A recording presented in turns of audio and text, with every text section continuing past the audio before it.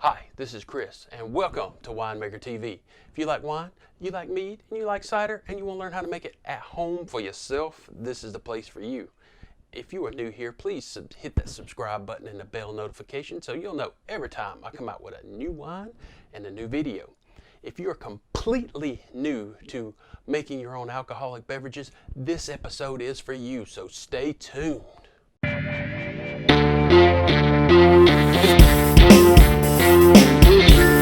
Today we'll be making a cider, and like I said, if you're a complete newbie, sometimes the cost of equipment and gathering all this equipment could be a bar to entry to making your own. Today we're just going to smash right through that barrier, because today I'm going to make a cider with everything that I got, and we're going to make this cider today with I got from Walmart completely. Make your own brew with everything you pick up from Walmart. So let's go over what you'll need. Like I said in the intro, everything I got here to make this cider today I got from Walmart just for today. So first thing you'll need some, I got some Lucky Leaf apple juice. Treetop is the best, but Lucky Leaf, as long as it has no preservatives. It is pasteurized apple juice from concentrate and ascorbic acid, vitamin C. That's it. So make sure it has nothing sorbate, potassium metasulfite, nothing but apple juice and maybe some ascorbic acid or citric acid as a preservative. Anything other than that, it'll have a preservatives in there that will kind of kill the yeast off a little bit or make it harder for your yeast to get going. So we don't want none of that. So make sure nothing but juice and maybe some citric or ascorbic acid. Got 1 cup of light brown sugar. Of course, pick all this up from Walmart. I got a half a cup of golden raisins, and I went ahead and slightly chop them. Just give it a quick whack. They ain't got to be diced up fine. This is to give it some flavor, and there's a debate whether it'll provide yeast nutrients, nutrients for your yeast or not, but I don't believe it does, because, I think yeast nutrient is for the yeast nutrient. So I'm going to have this to give it a little mouth feel and a little taste to it. All right, and today we're going to be using a bread yeast, Fleischmann's Active Dry.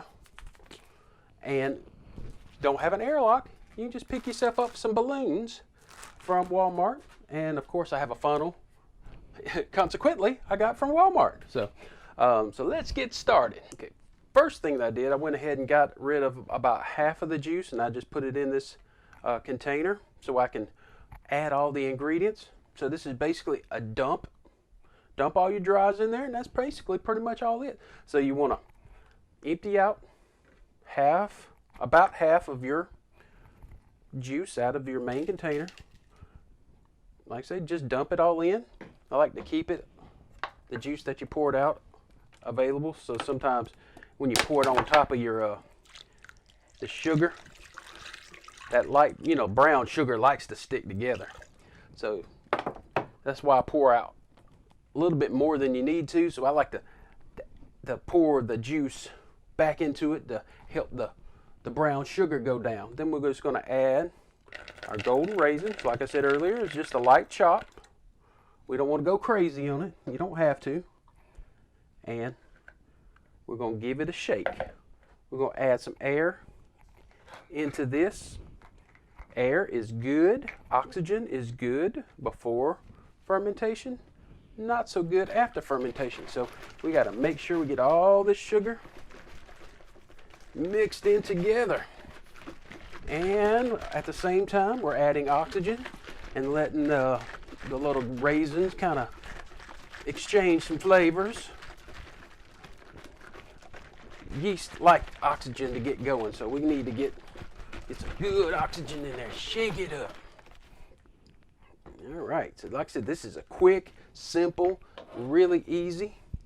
Basically just dump your ingredients in, and then it's a waiting game. And you can just dump your yeast in. Give it a little swirl. We're going to top it. We're going to pour some more of our juice back in, top it back up.